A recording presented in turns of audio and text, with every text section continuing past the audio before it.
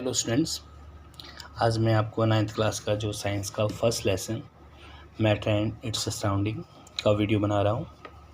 यदि यह वीडियो आपको अच्छी लगे तो इसे लाइक करना, और यदि इसमें कोई भी कमी हो तो आप ज़रूर अपने कमेंट्स भेजना, ताकि मैं आगे भी अन्य लेसन्स की वीडियो बनाकर आपको भेज सकूँ।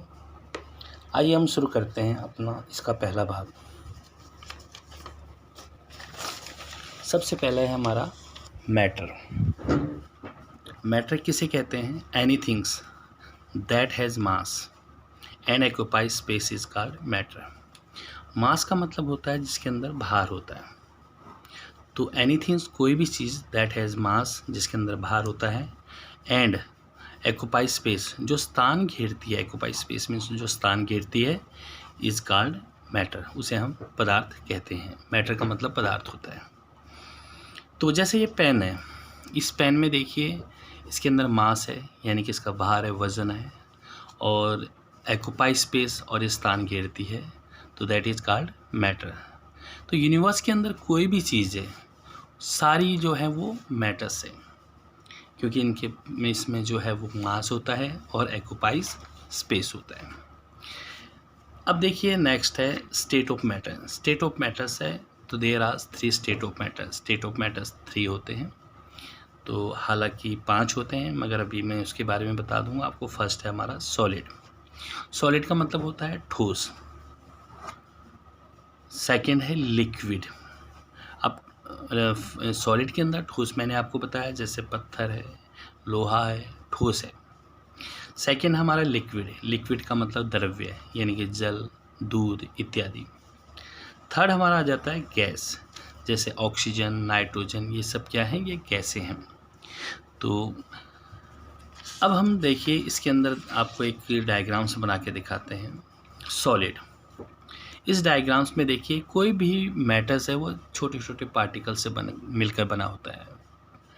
तो इस सॉलिड के अंदर जो पार्टिकल्स हैं ये आपस में काफ़ी क्लोज एक दूसरे के साथ सट कर लगे होते हैं, यानी कि इन पार्टिकल्स के बीच में गैप बहुत कम होता है। और दूसरी बात, इनके अंदर काइनेटिक एनर्जी काफ़ी कम होती है। काइनेटिक एनर्जी मीन्स ये पार्टिकल्स हमेशा मूवमेंट करते रहते हैं, बहुत कम मूवमेंट करते हैं क्योंकि आपस में चिपके होते हैं एक दूसरे से। दूसरी बात यह है, इसके अंदर इन पार्टिकल्स के अंदर एक फोर्स होता है जिसे हम इंटर पार्टिकुलर फोर्स कहते हैं। और इस सॉलिड के अंदर इनके बीच में इंटर पार्टिकुलर फोर्स काफ़ी क्या होता है? स्ट्रॉन्ग होता है या वीक होता है? स्ट्रॉन्ग होगा, क्योंकि आपस में चिपके हुए हैं। दूसरा ये लिक्विड। अब लिक्विड में देखिए इसके जो पार्टिकल्स हैं इसमें थोड़ा सा गैप है as compare to solid, solid की अपेक्षा। तो इसके अंदर गैप थोड़ा ज़्यादा होता है एज़ कम्पेयर टू सॉलिड। और दूसरी बात, इनकी काइनेटिक एनर्जी जो है वो पार्टिकल्स की सॉलिड के पार्टिकल से थोड़ी ज़्यादा होती है। और तीसरी बात इसमें यह आ जाती है कि इनके बीच में inter particular force of attraction जो है वो सॉलिड की अपेक्षा कम होता है, क्योंकि कुछ दूरी पर ये पार्टिकल्स होते हैं। अब गैस है। गैस के अंदर क्या होता है कि इसके जो पार्टिकल्स है काफ़ी दूरी पर हैं, तो इनके अंदर जो मोमेंट है दैट इज़ काइनेटिक एनर्जी है जो सॉलिड से काफ़ी ज़्यादा होती है। और दूसरी बात क्या है कि इनके बीच में गैप काफ़ी ज़्यादा होता है, और ये हमेशा ध्यान रख लेना, इनके अंदर फोर्स ऑफ अट्रैक्शन, जो inter particular force of attraction होता है वो काफ़ी कम होता है as compare to solid and liquid. अब हमारे पास आ गया प्रॉपर्टीज़ ऑफ मैटर। मैटर की प्रॉपर्टी क्या होती है? सबसे पहली प्रॉपर्टी है particles of matter attract each other. ये जो पार्टिकल्स हैं इसके अंदर ये आपस में एक दूसरे को अपनी ओर आकर्षित करते हैं। तो अट्रैक्शंस का मतलब होता है आकर्षित करना। नेक्स्ट सेकंड प्रॉपर्टी है दे आर वेरी स्मॉल। छोटे छोटे होते हैं जो नेक्ड आइज से हमें दिखाई भी नहीं देते हैं, ठीक है। थर्ड हमारा आ जाता है they have space between them. इनके बीच में स्पेस होता है, चाहे वो सॉलिड हो, चाहे लिक्विड हो, चाहे गैस हो। सॉलिड के अंदर गैस स्पेस कम होता है, बहुत ही ना के बराबर होता है। लिक्विड में ज़्यादा होता है और गैस के अंदर बहुत ही ज़्यादा होता है। They are continuously moving. वे लगातार गति करते रहते हैं, तो इनके अंदर मोमेंट हमेशा लगी रहती है, ठीक है। नेक्स्ट आ जाता है हमारा प्रॉपर्टीज़ ऑफ सॉलिड। सॉलिड के अंदर क्या प्रॉपर्टी होती है? सॉलिड यानी कि मैंने आपको ठोस बताया है, तो सॉलिड के अंदर पहली प्रॉपर्टी आती है सॉलिड आर हार्ड। जितने भी सॉलिड है, पत्थर है आपका, पत्थर क्या होता है? मुलायम होता है, बिल्कुल हार्ड होता है, ठीक है। दूसरा पॉइंट है दे हैव डेफिनेट शेप, तो उनकी जो शेप हो वह डेफिनेट होती है, कभी भी उनकी शेप जो है वो चेंज नहीं होती। तोड़ के तो आप उनकी जो है शेप को चेंज कर सकते हो, बट उनकी जो शेप है हमेशा फिक्स होती है, मतलब डेफिनेट होती है। They have high densities, densities का मतलब होता है घनत्व, तो इनका घनत्व काफ़ी ज़्यादा होता है, किसका? सॉलिड का। नेक्स्ट फोर्थ है they do not fill their container completely, वे अपने कंटेनर्स को यानी कि जिस बर्तन में उसको डाला जाता है वो पूरी तरह नहीं भरते हैं, क्योंकि उनके अंदर सॉलिड स्पेस आता है। दे डू नॉट फ्लो, और कभी भी सॉलिड जो होते हैं वो बहते नहीं हैं, मतलब कभी हमने सॉलिड को रख दिया कहीं पर, क्या वो बहता है? बिल्कुल नहीं, लिक्विड की तरह नहीं बहता है। अब आ जाती है प्रॉपर्टीज़ ऑफ गैस। गैस की प्रॉपर्टी क्या है? तो gases flow in all directions. जो गैस होती है, गैस को अगर आप रसोई घर में गैस को ऑन कर दीजिए तो ये क्या होती है? हर तरफ जहाँ भी उसे जगह मिलती है वो फॉलो करना शुरू कर देते हैं।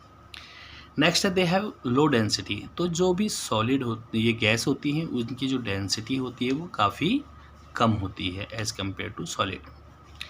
नेक्स्ट हमारा आ जाता है दे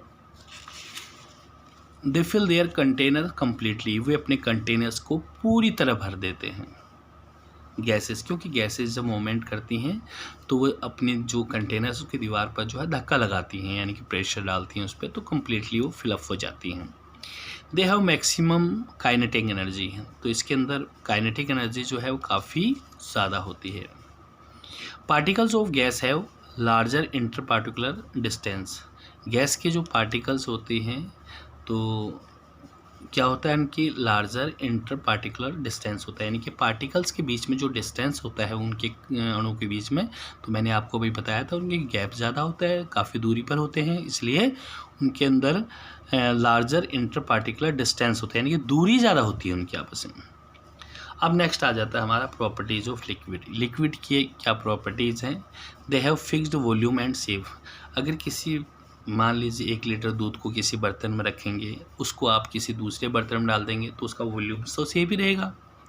they have fixed volume and shape कभी भी जो है लिक्विड का सेम नहीं होता, वॉल्यूम तो सेम होता है, एंड नॉट सेफ, यहाँ पर हम लिख सकते हैं नॉट सेफ।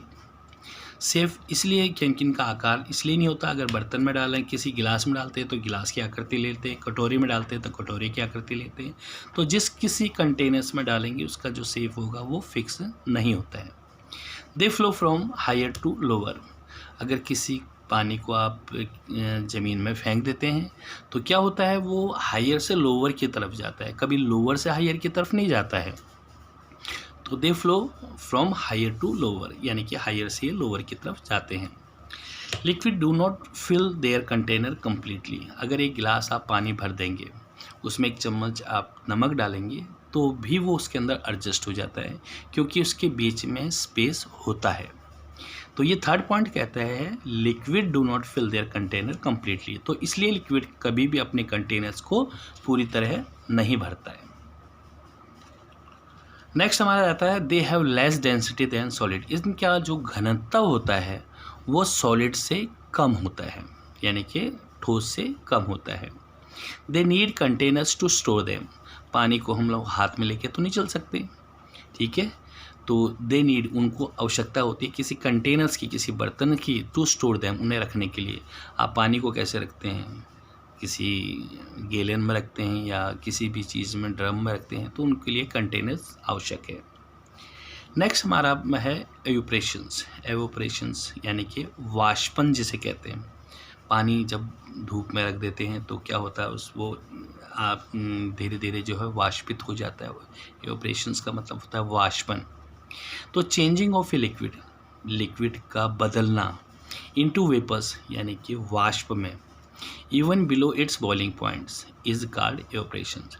तो कोई भी लिक्विड है वो वाटर वेपर में कन्वर्ट हो जाती है, वेपर्स में वाष्प में बदल जाता है, उसे हम एवोपरेशंस कहते हैं। नेक्स्ट हमारा आता है कि राइट द फैक्टर्स या factor in which rate of evaporation depend.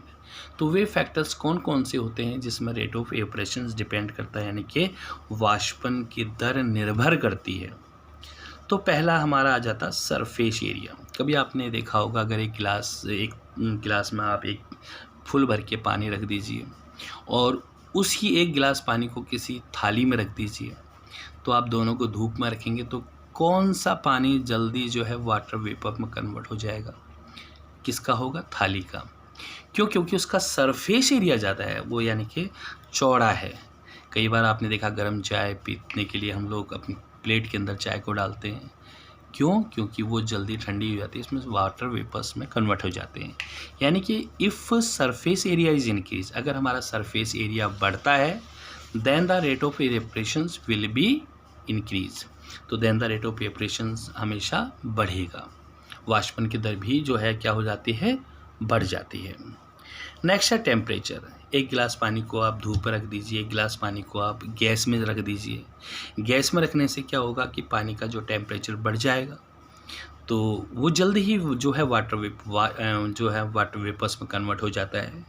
तो इसलिए इफ़ टेम्परेचर इज इंक्रीज, अगर हम टेम्परेचर को बढ़ाते हैं then the rate of evaporations will be increase, तो रेट ऑफ इवेपोरेशंस जो है वो बढ़ जाएगा। नेक्स्ट आ जाता है स्पीड ऑफ विंड्स।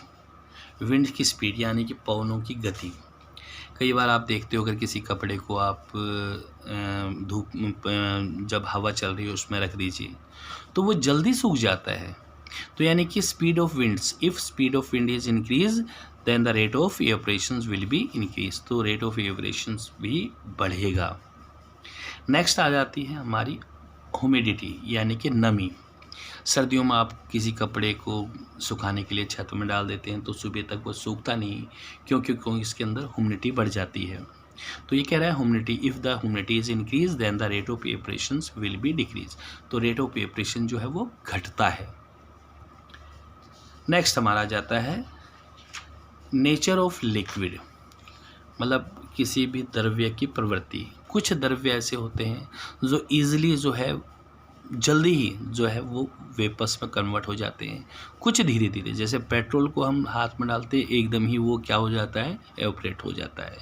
ऐसे ही आप लोग जैसे किसी परफ्यूम को डालते हैं तो एकदम हो जाता है, मगर पानी को डालेंगे तो उसको एवपोरेट होने में थोड़ा सा टाइम लगता है।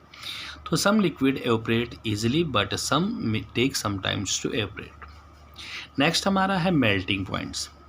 मेल्टिंग पॉइंट्स का मतलब होता है कोई भी चीज़, यानी कि द टेम्परेचर एट विच, वह तापमान एट विच सॉलिड मेल्ट, सॉलिड जो है वो मेल्ट हो जाता है, पिघल जाता है, एंड बिकम्स लिक्विड, और द्रव्य में बदल जाता है, is called it's melting point, इसे इसका मेल्टिंग पॉइंट्स कहते हैं।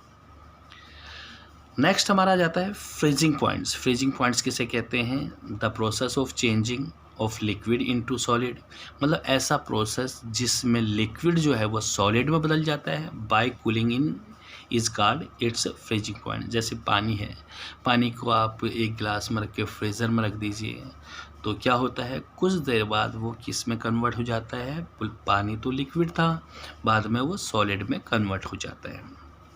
तो इसे हम क्या कहते हैं? फ्रीजिंग पॉइंट्स कहते हैं। तो बच्चों, कैसी लगी आपको ये वीडियो, इसके बारे में आप कमेंट्स करना। नेक्स्ट पार्ट में जल्दी ही आपको भेज दूंगा। Okay, good night.